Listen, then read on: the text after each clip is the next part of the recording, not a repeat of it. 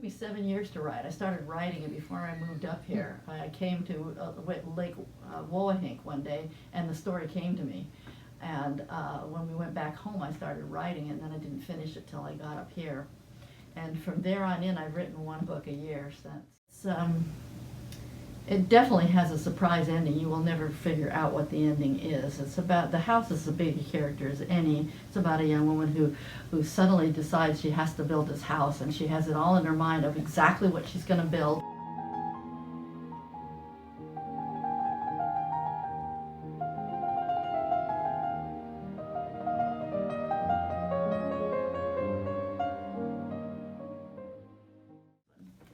I have two that are very inspirational. This one is about a heart transplant, and it's about the two families, basically the one family that's totally involved with it. And you might need a Kleenex in the middle, but again, it has, I think, a terrific ending. This is, one of my favorite stories. And I drew a lot of experience from two children that I had as a kindergarten teacher. One of them was a heart transplant and one of them was a kidney transplant, and they were both in the same class. I could not believe that the only time in 33 years I had such a thing, and they were just marvelous children. So they found their way, their personalities have found their way into that book, and so did some of my teaching experiences with them.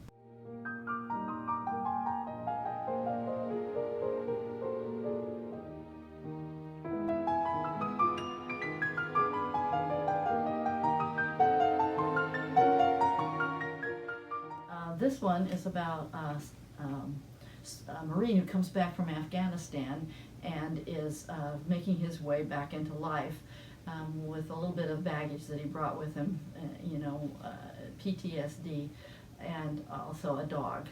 And at this time it was really, really difficult for a soldier to bring back his dog or her dog or cat or whatever they might have picked up on their tour of duty. And so this is I had to do a lot of research about how do they get the animals back, how does a Marine really live, and I looked at a lot of blogs of Marines, and when I finished, I really felt an affinity for the service people and what their lives are and what they have to go through. And so when I see a soldier, I always go like this, which is a symbol of saying thank you for your service.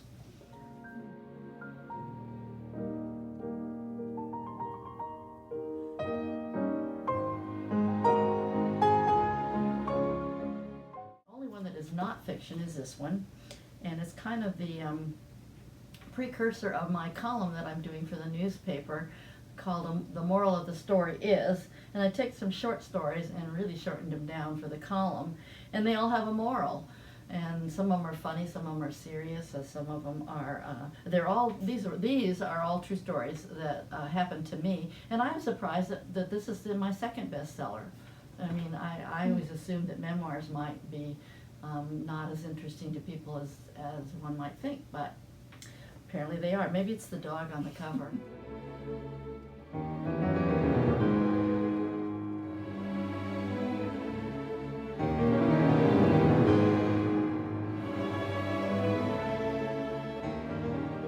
This one seems to be my bestseller right now. I'm all out of them except for a couple that I have at FRA, where I also exhibit my work. And I'm a member, actually a founding member. And this one is about a young woman who gets lost in the wilderness and just has one adventure after another. It's pretty exciting. And she has a dog with her, which is always a big part of my stories. And like I said, they always have a little bit of romance to them as well. And I also have a little bit of religion, but it's not heavy. It's just there. It's just belief that someone else helping you.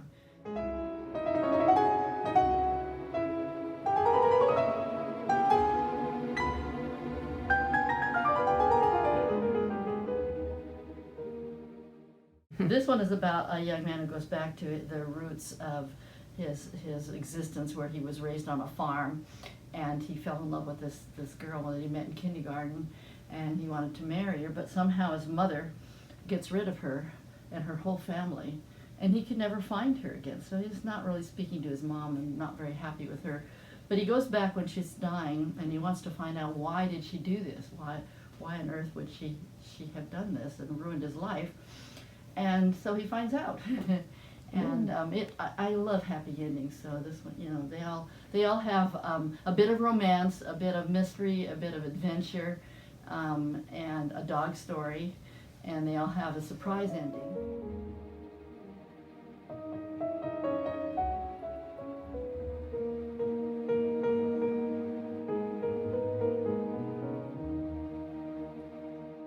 The last one that I did is not a fancy cover, but there's a fire in it, so it's Here, Theyre Gone. It's about a young woman that I used to know.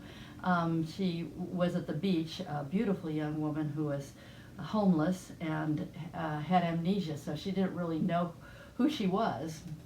And she would hum, and she would come by my house, use my outside shower, and I would give her clothes and different things.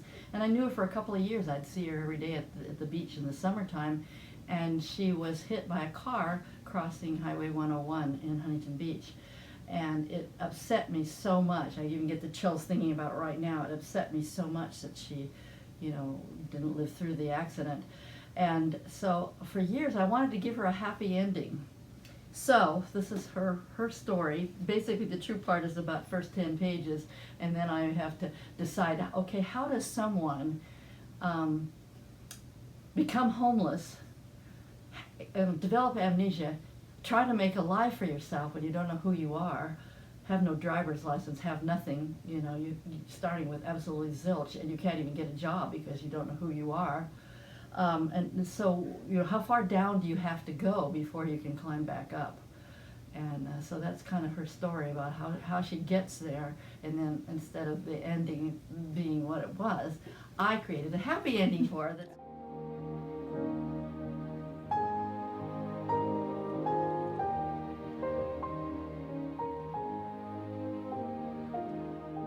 My latest one, which is not yet in print, but it's a Name by Any Other, about a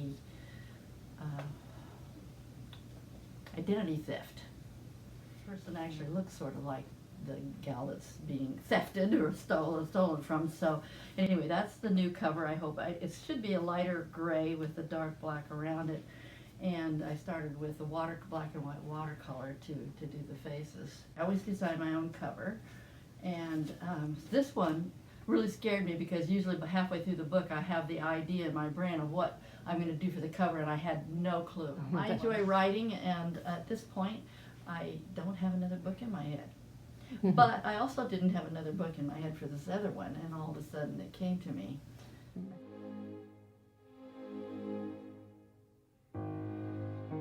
Ellen Traylor's symposium that she's having in October, and I'm going to teach about romantic fiction. And I think every novel, or well, any story, it doesn't have to be a novel, true stories too, if you can include a little romance, you got everybody, you know. The guys don't mind, they love to have things blow up and crash and whatever, but a little romance will get the lady interested in watching the crashes. I think that a little romance in any novel really enhances it. So I'm teaching this class and I'm kind of gathering ideas about how I might teach that, and what the difference is, you know. And the difference is, like you said, is a blow-by-blow description, or is it going to be something, you know, more gentle and more imaginary. So, and they have a place in a lot of different kind of novels.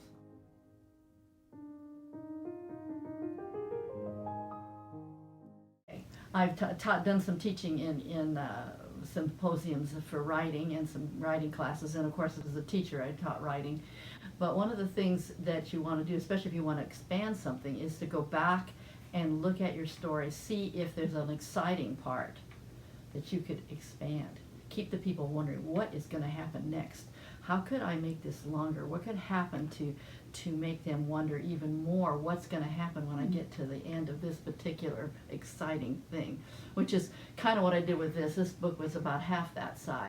Same way with my little adventure story of the girl in the woods, because I used to tell stories when I was a teacher at 6th grade camp about, you know, wild things out in the wilderness. And so I took some of those stories and I expanded them. And when I thought it was expanded enough, I went back and I found the exciting parts. Okay, what's going to happen when this bear shows up? Well, he doesn't just march right up and slap him down, you know. There's this creeping up. There's this, you know, tension. There's this eye contact. There's this, you know, the dog roaring. There's a lot of things that you can add to this to create the excitement. You can, you know, run the chills up her back. You can, whatever else you can do to keep the excitement going. In those parts. And then of course if you have a sexy part, you can do the same thing with that. Just keep it going, you know, one touch here and a touch there, and pretty soon it's